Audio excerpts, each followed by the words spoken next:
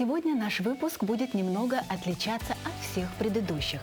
В кадре появится не одна, а сразу 4 мамы. У каждой своя история жизни, свои подходы в воспитании. Конечно же, все они многодетные. И объединяет их не только тема материнства. Сегодня у нас в гостях финалистки уникального проекта для многодетных мам «Преображение».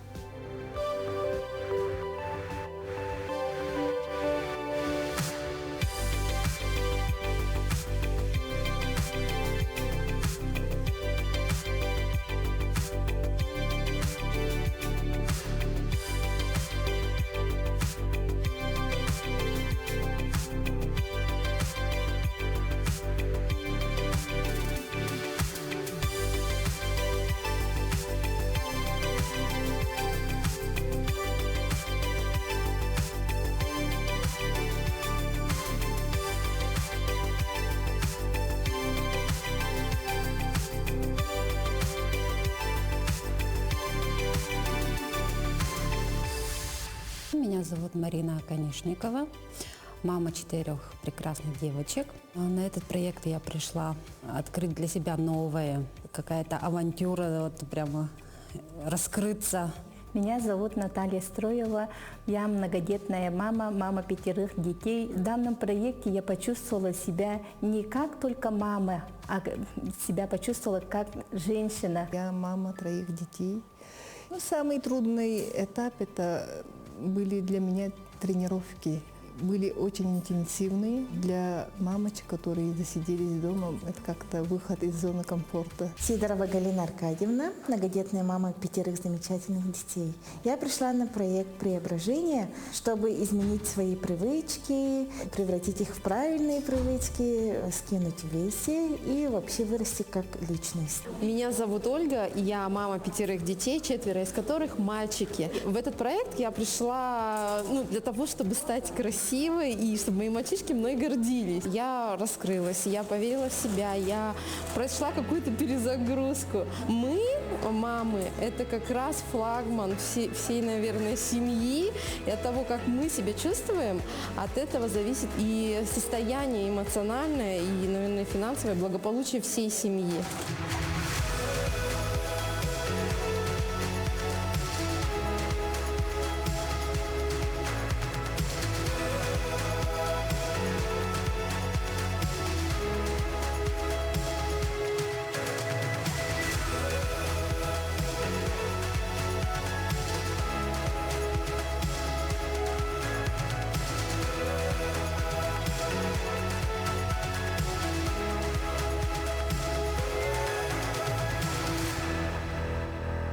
Я везде и всем говорю, что это супер классный проект, потому что, да, чаще всего, когда мы становимся мамами, мы как-то себя задвигаем в дальний угол. Да? В первую очередь семью покормить, там, одеть, обуть.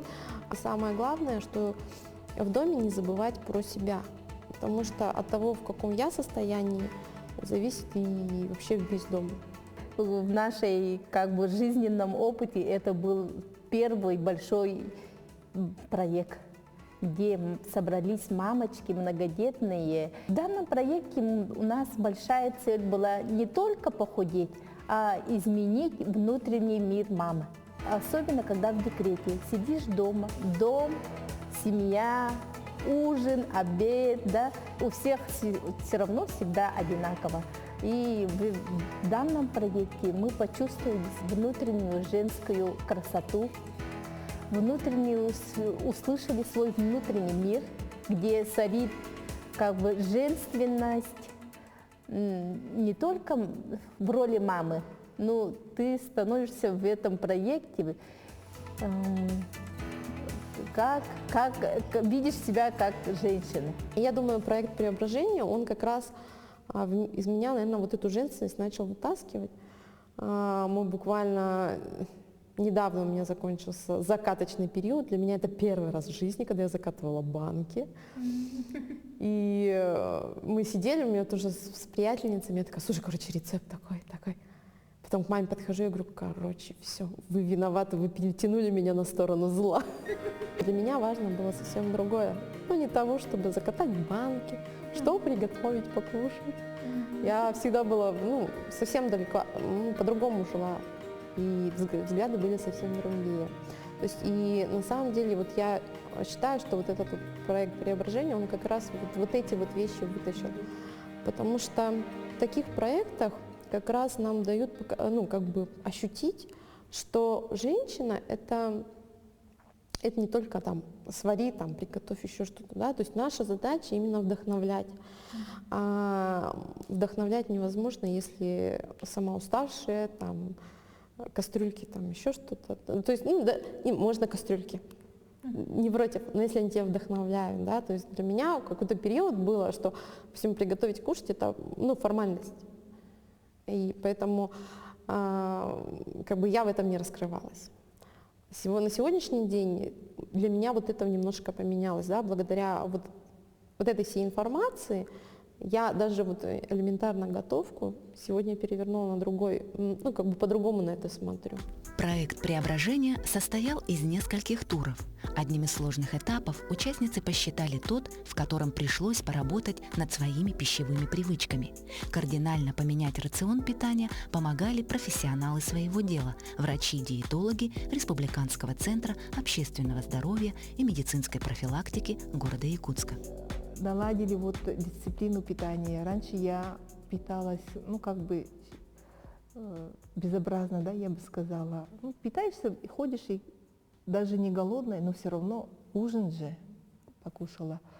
А сейчас я питаюсь по потребности организма. Если, даже ужин, время ужина, если я сыта, я особенно не иду к тарелке, например, да. И мы как раз с Анастасией Дмитриевной в проекте мы каждый вечер отправляли тарелку, фотографировали и отправляли тарелку, что мы кушали за весь день.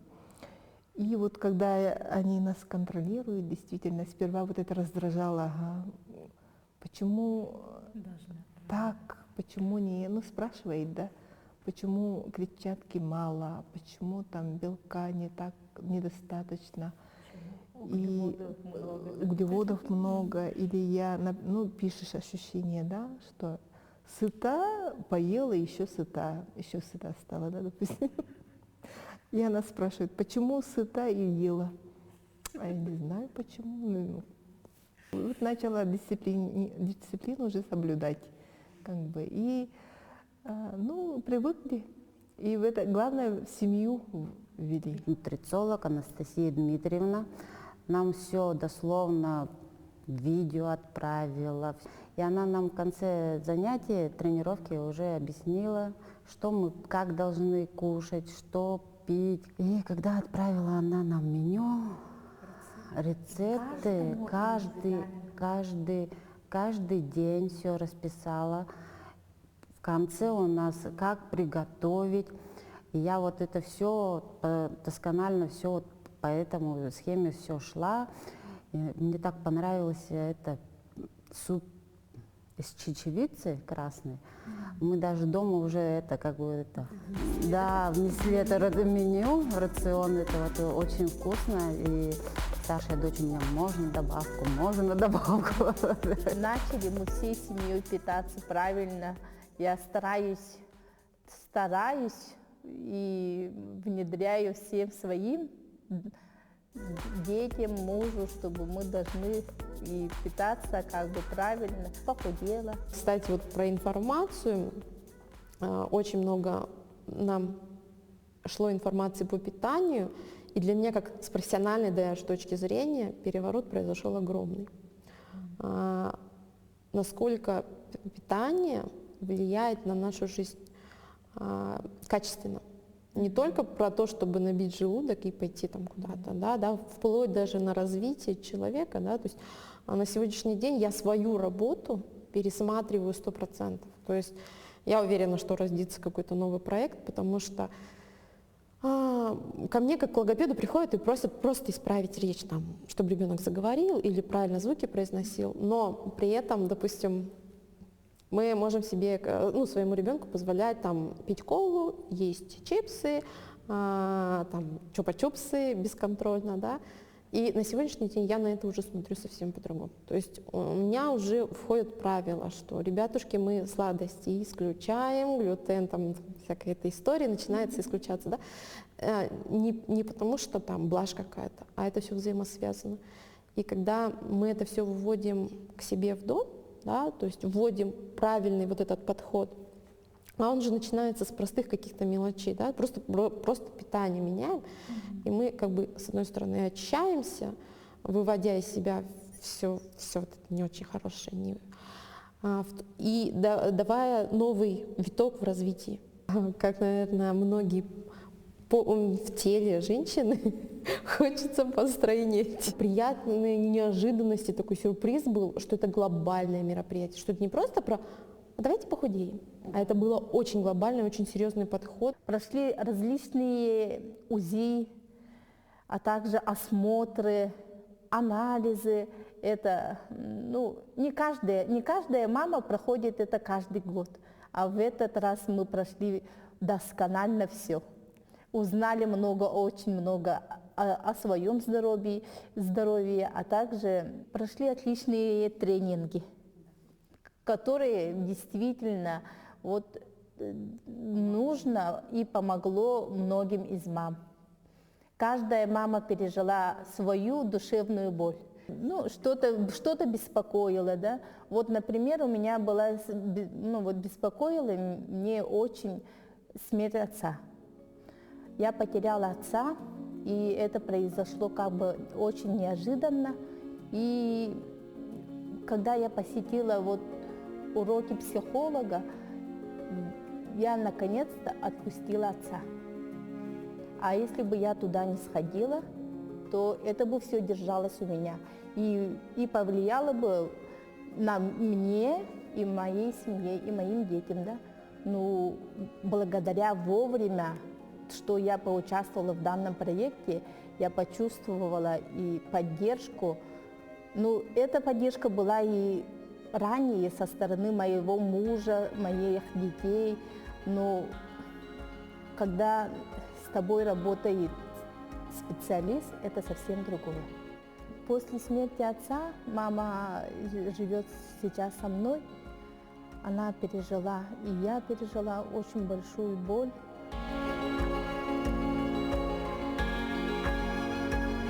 У меня тоже 2 года назад папы не стало, и в какой-то момент мы тоже с сестрой разговаривали, и я говорю: слушай, он нам дал совсем другое. То есть вот именно в плане духовного развития он очень-очень многое сделал. Хотя при этом он как будто бы ничего не делал. Вот это тоже большое искусство. Не уча, я не могу сказать, что своим примером. Были какие-то у него мысли, то есть он сам по этому пути шел, а в итоге мы с сестрой идем по этому же пути, продолжая папу, но уже уходим в более в глубину. И получается, что это он он нам показал, в каком направлении развиваться. При этом никогда не говоря про духовное развитие, вообще ни слова никогда не было. Чем больше таких проектов, обращенные на человека, тем лучше. Потому что психологическое здоровье, оно у нас как-то очень долго было не в приоритете. А оно как раз и влияет, вот как Наталья рассказывала, печаль, тоска от ушедшего папы, да, неожиданно ушедшего папы, конечно, влияла и на ее семью. Поэтому, когда мы умеем идти дальше, не зацикливаясь на каких-то горечах, не зацикливаясь на каких-то бедах, не зацикливаясь на каких-то неудачах, то мы можем развиваться, постоянно не оборачиваясь назад. А как это правильно сделать? То есть, к сожалению, многие из нас мы не знаем еще пока. Внутри очень легко стало после центра психологии. Очень сильно помогло это психологически, потому что это была раздавлена психологически, вообще, можно сказать, потерянная, да, как-то уже на жизнь совершенно другой взгляд стало, да, то, что когда родные уходят, резко как-то ты взрослеешь. У меня в этом году отец ушел. И закрылась я в себе, перестала со своими подругами общаться, закрылась, семьей сильно так не занималась. У меня еще, я недавно родила, ну как уже год, когда вот мне отправили сообщение, ровно ребенку было 7 месяцев. И я как бы в такой ситуации была, да, после родов, да, вот это, бывает же после родовой депрессии, да, вот это еще кончина отца, потом двоюродного брата, и потом у меня там тетя, вот эта, которая брата, мать, да, вот отца, старшая сестра, да, вот тоже вот заболела. И как-то я замкнулась, закрылась, в душе было очень больно.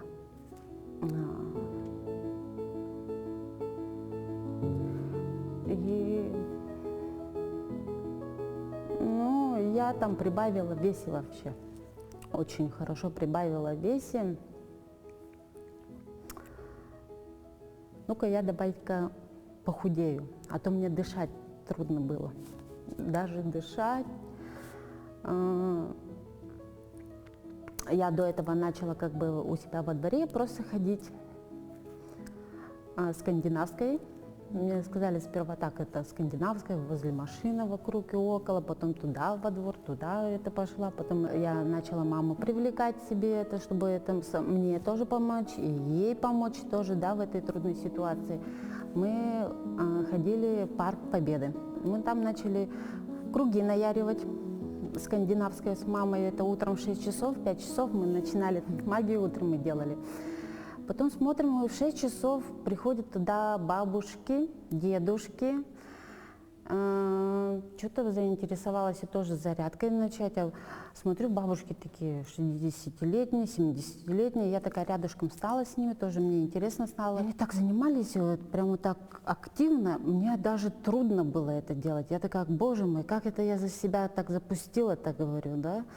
Ну, решила это тоже с ними заниматься. А потом рядышком смотрю, сзади меня, там девушки занимаются йогой. Я такая, извините, у вас тут это можно тоже позаниматься? Такая подошла потихоньку. Конечно, конечно, даже коврик мне предложили. Я начала с ними как-то заниматься. Потом это меня как-то втянуло, мне так интересно стало, как-то музыка такая, да, вот это умиротворенная, да, вот прям вот это пропадаешь как-то, это все, вот это хорошо на душе становится, да. Потом позвали нас на медосмотр. В медосмотре мы там все начали проверять. Я такая, как на весы встала, мне плохо стало. Я такая, боже мой. Я такая думаю, ну ладно, посмотрим, похудею или нет. А потом тренировки начались у нас уже усиленно.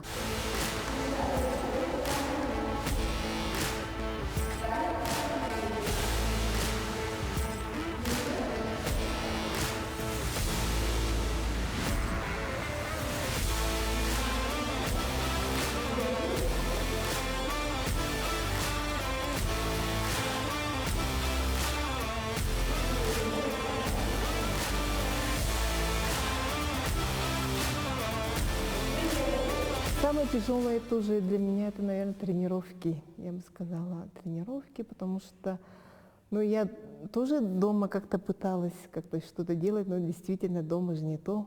А вот с тренером, тренер беспощадный, он 7 потов тут льется от нас. С первой же тренировки хотела сбежать, думаю, куда я попала. Тут что-то у меня сердце становится, давление поднимется, уже все, наверное, потом. Тоже, ну, я не то чтобы целеустремленная, но думаю, раз пришла, тут еще как бы. В проекте я поняла, что, оказывается, это я выносливая. Я поняла, что я могу все это сделать, да, хотя со стороны казалось, что я такие упражнения делать, это нет, боже, спасибо.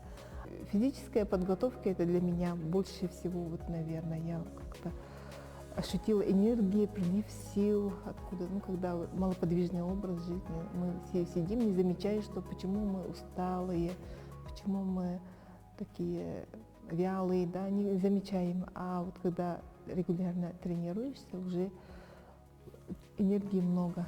И идешь там, да, можно, на все хватает тебе. Для меня самое сложное, наверное, в проекте было то, что, во-первых, действовать по правилам. Для меня система это вообще что-то. На сегодняшний день я понимаю, что я настолько человек вне системы, что моя жизнь по-другому в принципе не может складываться. У меня работа связана с тем, что система маленьких шагов, я логопед, дефектолог, и то есть прийти, помахать шашкой и уйти так не получается. И вот в этой системе держаться для меня это было самое сложное. Но так как я человек такой, главное ввязаться в драку, а там уже разберемся. Я по такому принципу работаю и живу. Потом еще у нас самое смешное, у меня муж говорит: так вас бесплатно и обследовали, и тренировали, и обучили, так еще подарками столько нас покрыли, там 10 тысяч, там сертификат был, да, каждому. Еще у нас абонемент был в бассейн, для посещения Чолбона бассейна, книги, Календари. да, календари. А Еще местная продукция, там. И муж говорит: так еще и подарками задарили, что ли? Это хорошо ты сходила. Вот добытица, да? Проект преображения действительно оказался полномасштабным. Координаторами и соисполнителями конкурса выступило несколько министерств республики. Само же мероприятие длилось с мая по октябрь, и за эти полгода участницы не чувствовали себя соперницами. Напротив, они сплотились, подружились и стали единой командой.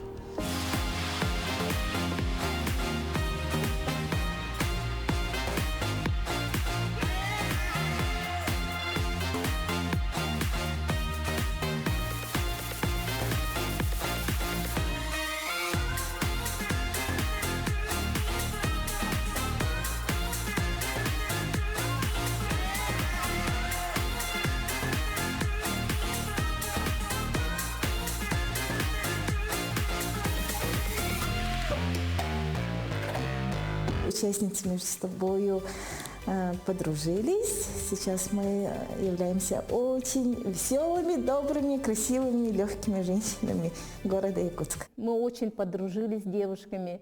Теперь мы как одна большая тоже семья, где мы обсуждаем все свои эти радости, какие-то мероприятия, какие-то даже начиная от готовки, мы можем сейчас уже спокойно общаться, у кого что на ужин. Теперь мы делимся с каждым своими радостями, успехами. В основном мы как одна большая семья. Для нас проект преображения продолжается. Продолжается. Мы не остановились на этом, да. Идем вперед. Я работаю в музее и являюсь председателем правкома. И как раз в связи с мобилизацией все предприятия начали же собирать средства, там кто-то шьет аптечки.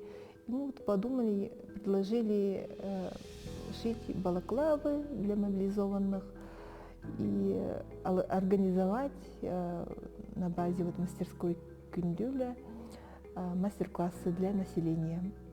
И вот пригласила девчонок тоже пошить балаклавы. Это благотворительный мастер-класс. Я считаю, это патриотично, да. С двух сторон получили плюсы, да? И для себя, и помогли как бы. Мы потом сдадим этот пункт приема в штаб «Мы вместе» по улице Орджоникидзе, 10. Вот эти балаклавы.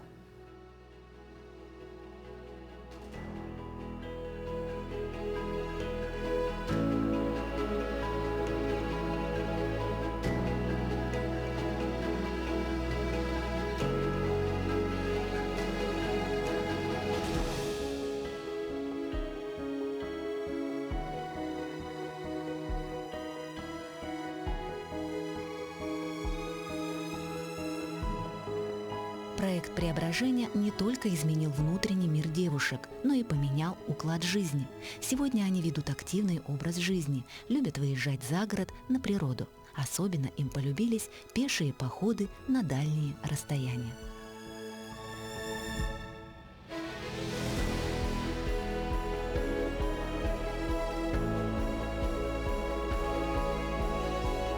В основном в этом проекте у меня произошли изменения внутреннего состояния моего. Изменения я очень почувствовала, потому что я же сидела 9 лет дома. Мама, которая... Я всегда думала, что без меня дома все пропадут. Ну, почему-то у меня такое... Я всегда думала, что мама должна всегда быть дома, рядом со своими детьми, с мужем. А оказывается, можно. Маме можно выйти на свет, маме можно как бы планировать свои планы, строить какие-то для себя, ну, уделить внимание для себя.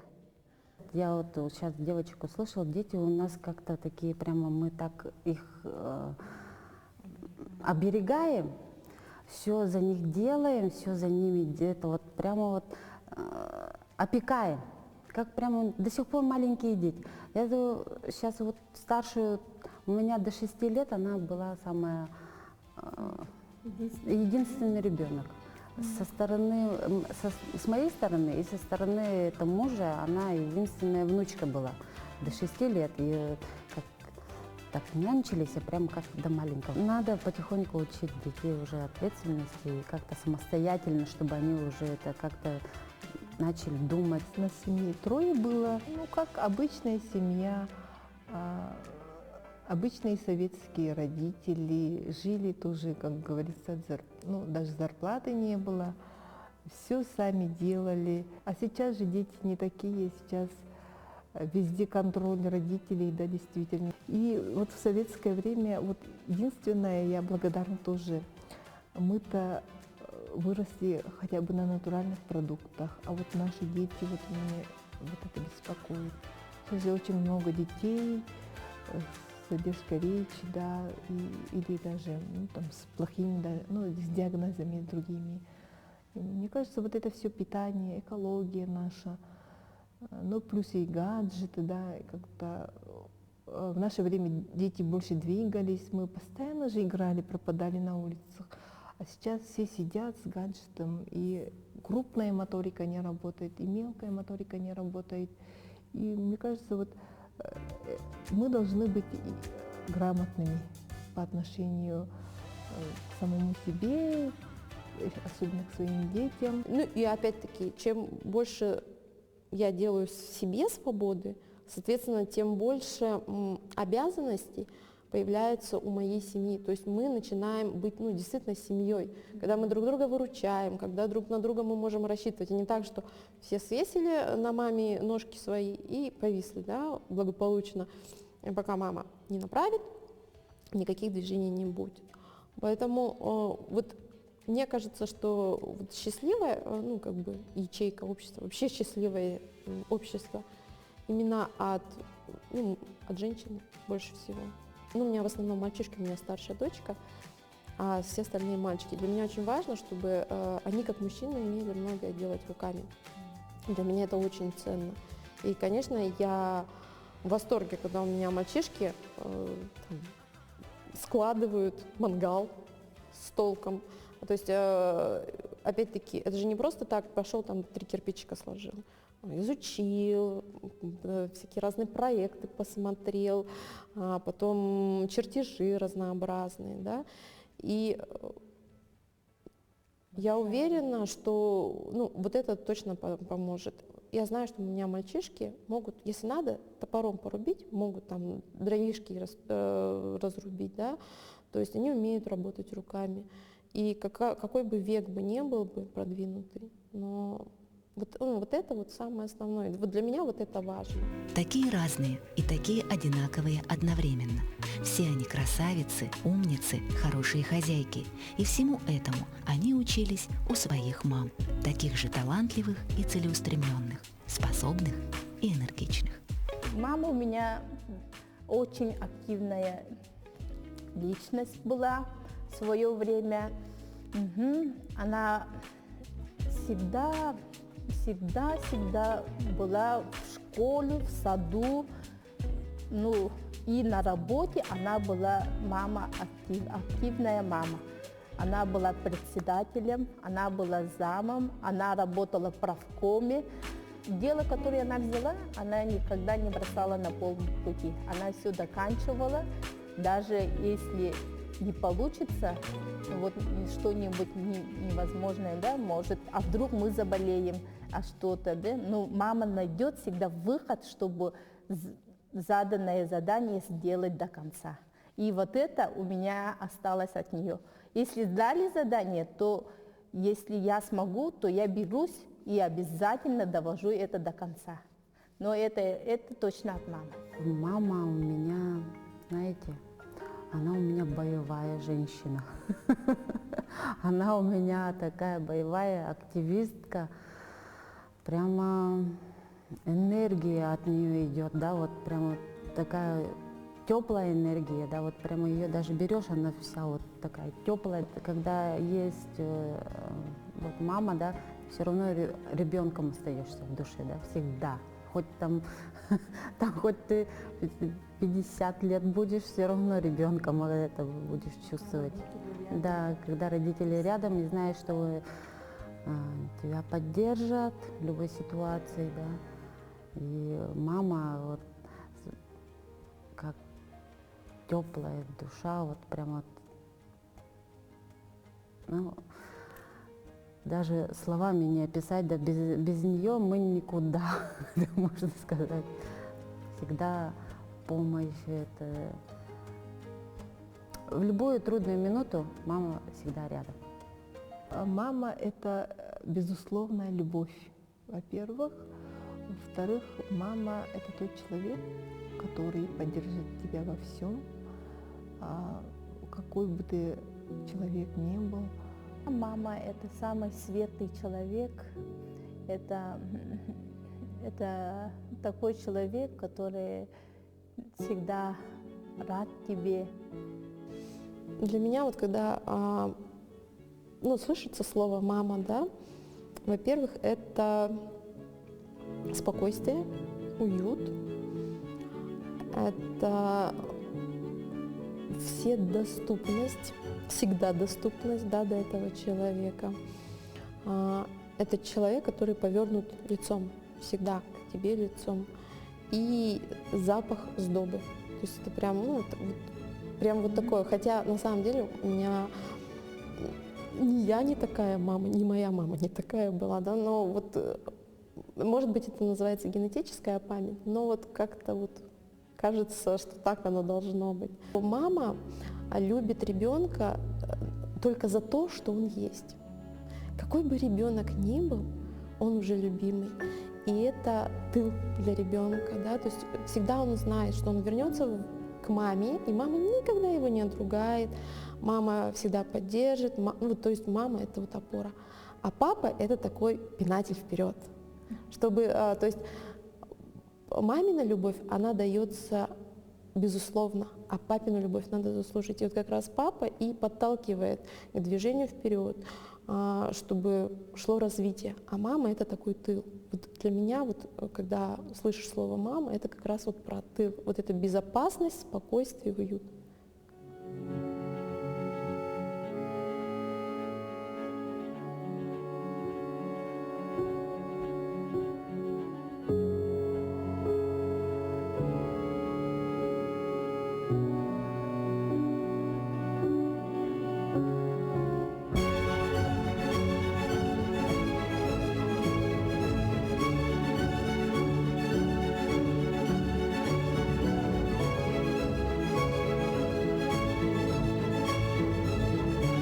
Как отпуск по уходу за ребенком меняет мироощущение мамочки, так и выход из него заставляет пересмотреть свои взгляды. Кому-то это удается легко и гармонично, а кому-то нет. Так или иначе, но каждая из финалисток проекта «Преображение» прошла большую школу жизни, прокачала личностные качества, проработала страхи, научилась восстанавливать свою энергию и привела жизненную философию к единому знаменателю. Этот проект стал для каждой из них своеобразным ангелом-хранителем, посланным им весьма своевременно.